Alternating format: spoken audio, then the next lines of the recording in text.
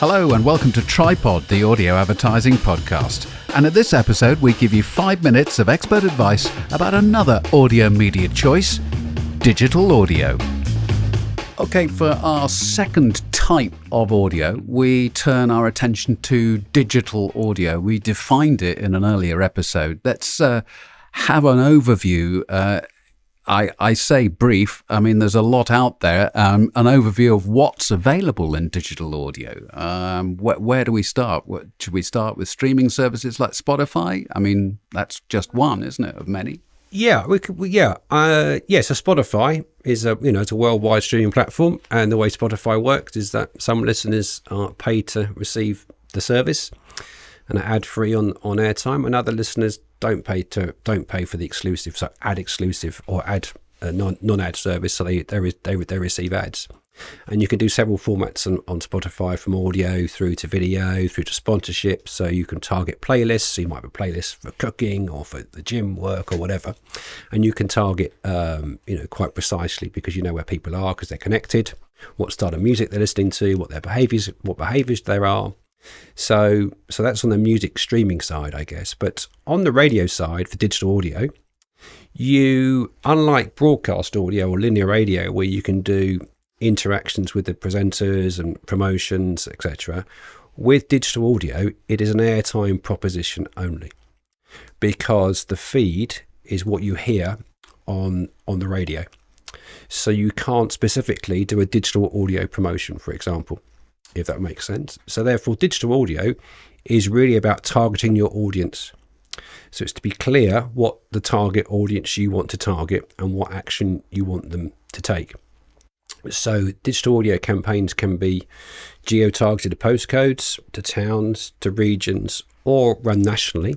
But it is about working out that the gender, the age demographics, and also the interests of your target audience. So what data can you gather from the supplier, the digital audio supplier that you're working with, in terms of third party and synthetic data, to enable you to target that segment of audience. So it really is airtime only. And you should also think about the response mechanism that you want the listener to take, and make sure this is for all audio, but make sure when you do that your website reflects what you're asking them to do. We work with a lot of advertisers, or have done, I think it might cross my career, where you're asking a listener to take the action, and they go to the website and there's nothing that relates to what you've asked them to do. So it's really important to do that as a life advertising lesson from me. So I think it's airtime, it's targeting, and it's about using that as a sort of maybe a narrowcast piece of audio execution. So what kind of things would you use digital audio for that you wouldn't use linear for? It's precise targeting. So therefore, you know that your audience is 25 to 44. They are an SME, small, medium-sized enterprise, or they are interested in going on holiday, or they're interested in buying a second-hand car or a new car, or they're interested in days out or going to the theatre. There's data sets out there that allow you to specifically target those listeners with those traits or behaviours. So therefore, it's more narrowcast. So you'd underlay, I guess, your broadcast activity with the digital audio, which is more targeted. So I could target, adults 55 plus, for example. And I think on that as well, there's more interesting things you can do in terms of yes, you can target audiences, you can geolocate to specific areas, run different creative perhaps in those different areas. You can unleash dynamic creative, which will be completely tailored to the audience that are hearing that ad.